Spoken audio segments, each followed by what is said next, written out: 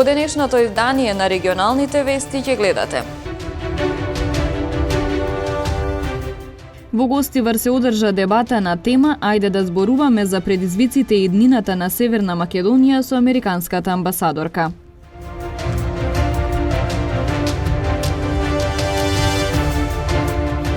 Се одбележува неделата за превенција на рак на грлото на матката, со цел да се крене свесноста за оваа болест.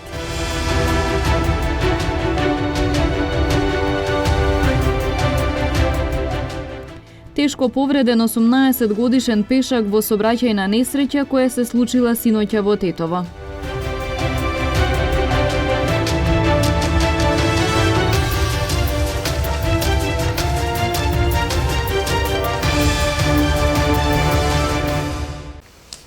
Се одбележува неделата за превенција на рак на грлото на матката, која ги охрабрува жените да го намалат ризикот од оваа болест преку промовирање на чекорите што можат да ги преземат за да се грижат за своето здравје. Кревањето на свесноста треба да го направиме со споделување на информации за скрининг на рак на грло на матка, за симптомите и диагноза, за ХПВ вакцинацијата, велат од Институтот за јавно здравје. Неделата за превенција на рак на грлото на матката е можност да се подигне свеста за ризикот од рак на грлото на матката и да им се помогне на жените да научат како да ги намалат овие ризици и да ја спречат болеста. Секоја година од 23 до 29 јануари се одбележува оваа недела со цел да се крене свеста за оваа болест, велат од Институтот за јавно здравје.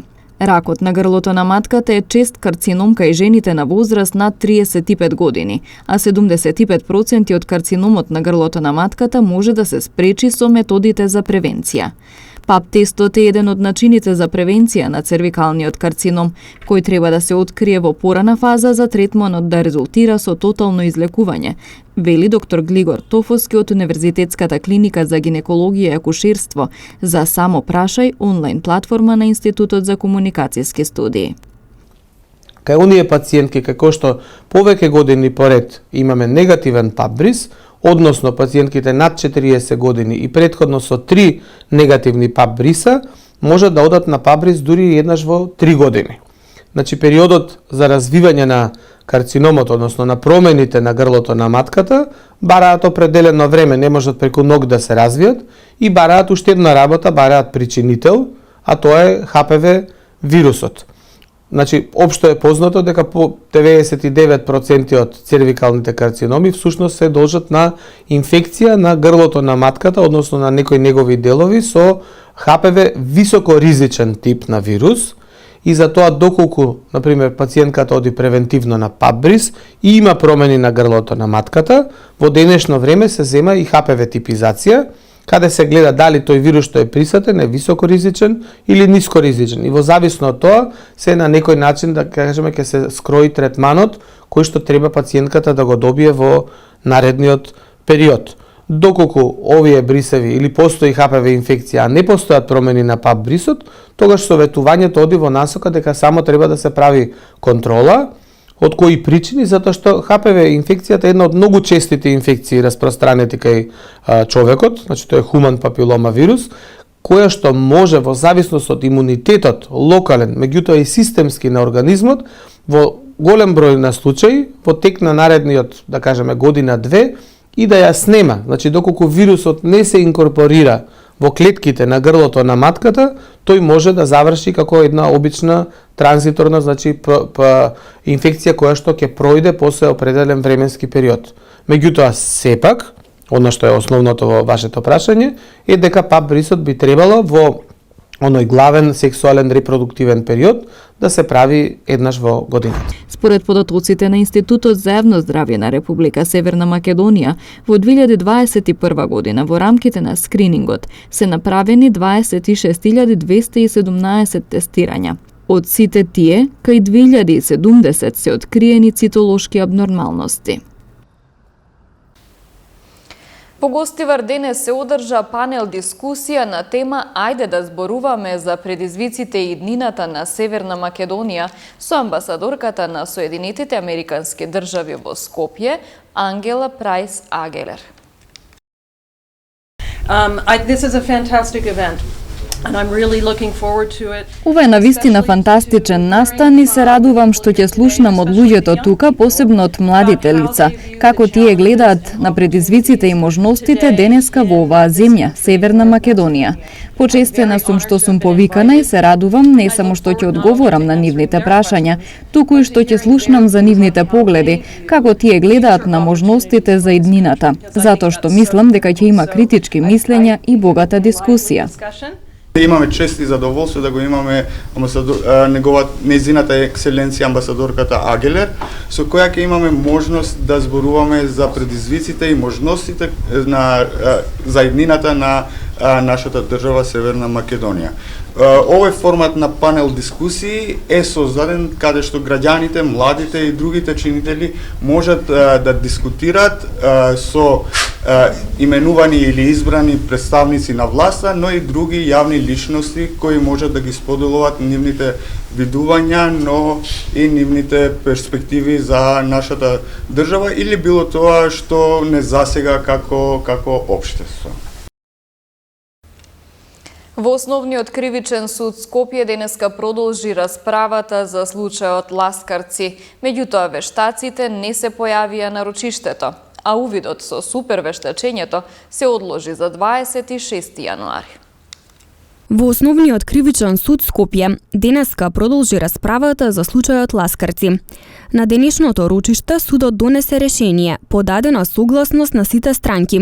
Сите досега изведени докази да се прочитаат и постапката да продолжи со увид во супервештачењата предвиден за наредното рочиште на 26 јануари, каде што ќе се изврши увид во 2 супервештачења изготвени од 2 тима на машински и сообраќајни инженери. Супервештачењето пак што судот го нарача во декември 2021 година беше одбиен од факултетите од државава со објаснување дека нивните вешти лица веќе учествувале во претходното вештачење или не се компетентни за истото. Откако факултетите одбија, предметот беше испратен во Бирото за судски вештачења, кој има можност да формира тим од лиценцирани вешти лица кои ќе направат супервештачење. Она што има можност да го видам тоа супервештачење, ништо нема да промени од претходните што беа доказни постапки изведени во претходното период. Тоа покажува колку Бирото за судско вештачење посветило сериозно внимание на оваков предмет. Кажа мојот колега, повеќе од една година го правеа супервештачење. Тоа супервештачење изготвено е од машинци и сообраќајни инженери. Тоа супервештачење содржи 50-60 страници, од кои повеќе се слики. Иако денеска требаше да биде на лице место, луѓето што го вештачеа, супервештачеа овој предмет една година не дојдоа. Судот требаше да ги казни овие луѓе што го прават ова. Кај нас веќе се ствара огромен револт и се сомнеш дека ова намерно се доголекува за да виновниците, убиците на 16 луѓе не ги стигне правдата. Ние нема вака да дозволиме. После 4 години од трагедијата кај Ласкарци, со 16 починати, повеќе од 30 наши сограѓани со тешки повреди и трауми до крајот на својот живот, одржани 106 или денеска 107 судски рочишта, приближно толку откажани, супер вештачење кое го чекавме повеќе од една година, и кога денес требаше да се појават вештаците, не дојдоа.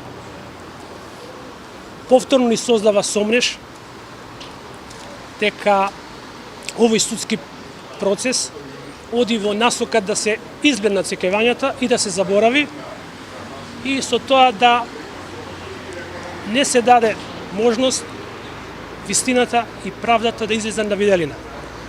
Што се однесува до денешното рочиште, на кое требаше да бидат вештаците и да ги објаснат своите заклучоци, иако уредно поканети според судскиот совет кој што го предочи, тие денес не се појавија, така да после ова повторно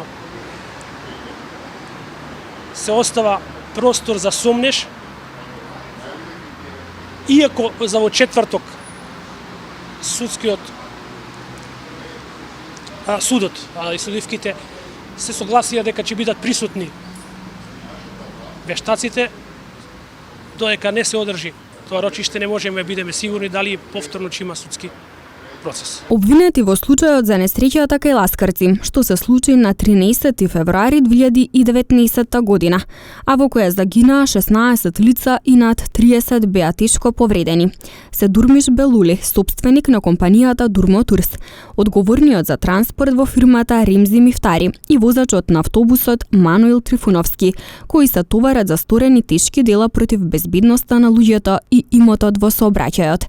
Додека тројцата вработени во станицата за технички преглед, Игор Ѓорѓиевски, Горан Дуковски и Јане Боварски, се товарат за соучество во истото дело. Инаку судскиот процес за несреќата што започна во септември 2019 година го води судијката Дијана Груевска-Илиевска, а застапник на обвинението е јавниот обвинител Дарко Јакимовски. Демократската унија за интеграција од вчера започна со серија на информативни средби со граѓаните во Тетовскиот регион под мотото Заедно за Европа. Функционерите на ДУИ, кои се дел од извршната власт, зборуваа за инфраструктурните проекти, додека председателот на партијата Али Ахмети ги посочи главните политички цели.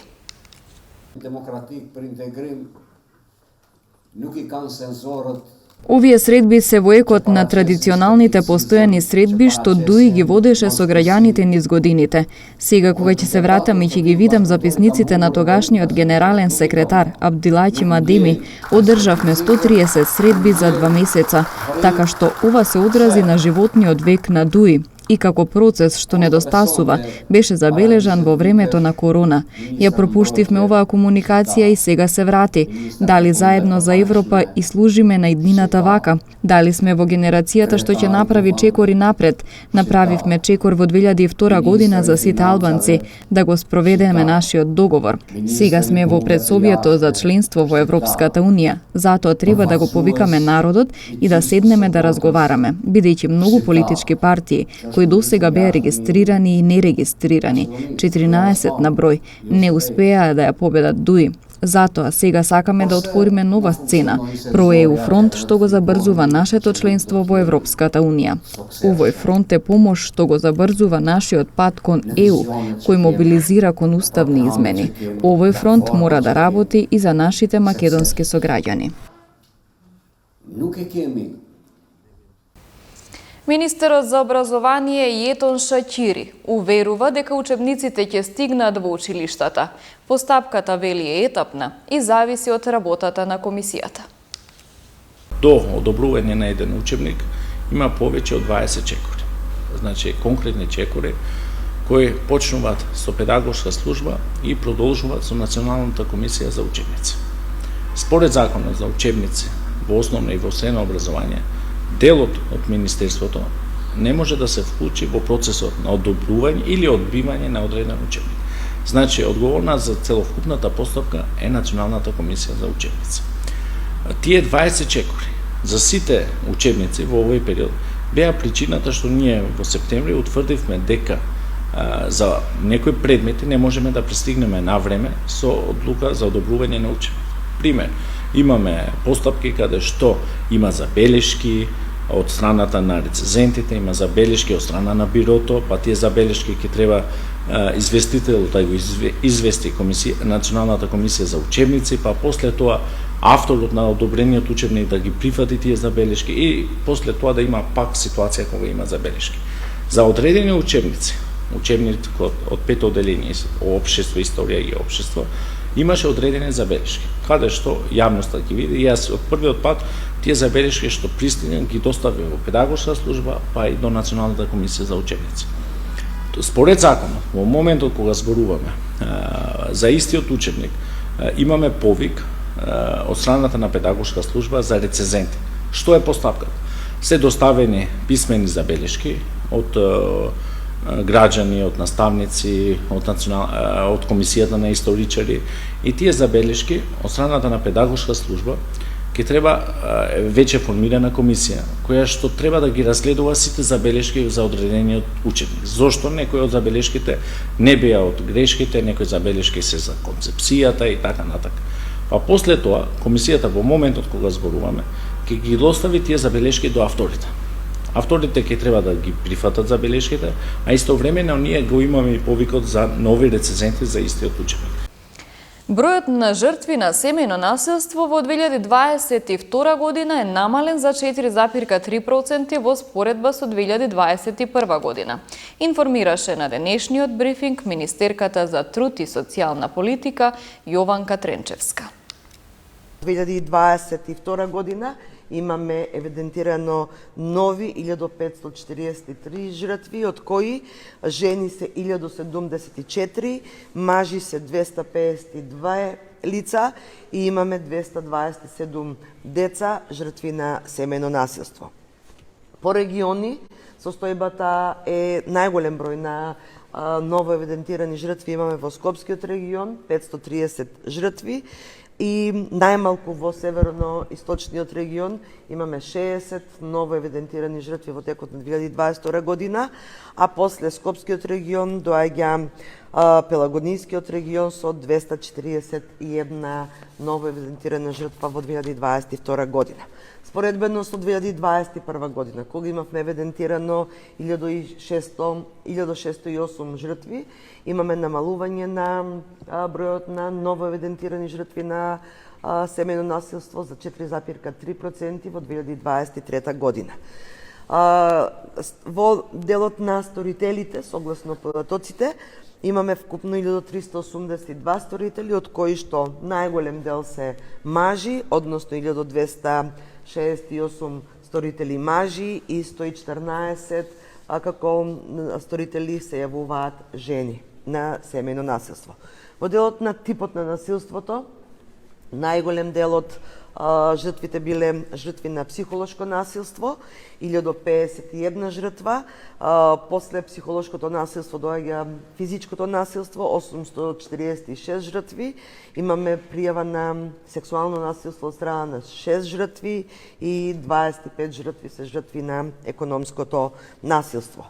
Од страна на центрите за социјална работа до граѓанските судови се поднесени 2095 барања за привремени мерки за заштита на жртвите на насилство, а од страна на граѓанските судови се изречени 1823 привремени мерки за заштита. Во сите плански региони имаме отворени советувалишта за жртви на насилство, имаме отворени советувалишта за насилници и имаме отворено шелтер центри за сместување на жртви на насилство. Во 2022 година имаме 83 жртви кои што се сместени во шелтер центри во државата.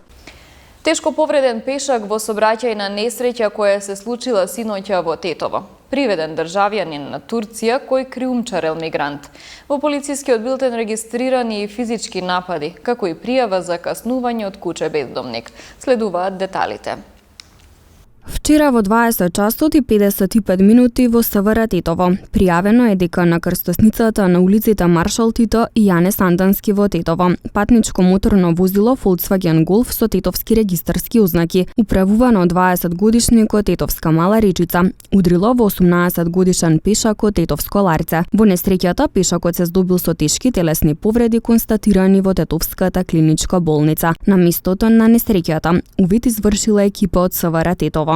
43 годишен тетовец вчера во СВР Тетово пријавил дека на улица Благоја Тоска во Тетово бил каснат од куче скитник. Вчера околу 16 часот и 50 минути на улица Илинденска во Гостивар, во двор направен субјект полициски службеници на СВР Тетово, Оделение за внатрешни работи Гостивар, привеле 56 годишник од Република Турција. При преглед во товарно возило дав со приколка, кое што тој го управувал, бил пронајден 24 годишник од Сирија. Сирискиот државјанин бил спроведен во прифатен центар за странци во Скопје. Се расчистува и документира случајот. 28 годишен жител пак на Гостиварско село, вчера во 19 часот и 30 минути во СВР Тетово, пријавил дека околу 16 часот и 10 минути физички бил нападнат од неговиот 30 годишен брат. Според пријавеното, напаѓачот користел и тврд предмет. Се преземаат мерки за расчистување и документирање на случајот. Вчера вечер пак околу 23 часот и 40 минути полициски службеници на СВР Тетово, оделение за внатрешни работи Гостивар, лишиле од слобода 74 годишникот Гостиварско село, кој претходно бил пријавен дека физички ја нападнал неговата 72 годишна сопруга, а со тврд предмет се обидел да го нападне и неговиот 48 годишен син. Тој е задржан во полициската станица Гостивар за целосно расчистување и документирање на случајот, пошто ќе му биде изготвен соодветен поднесок.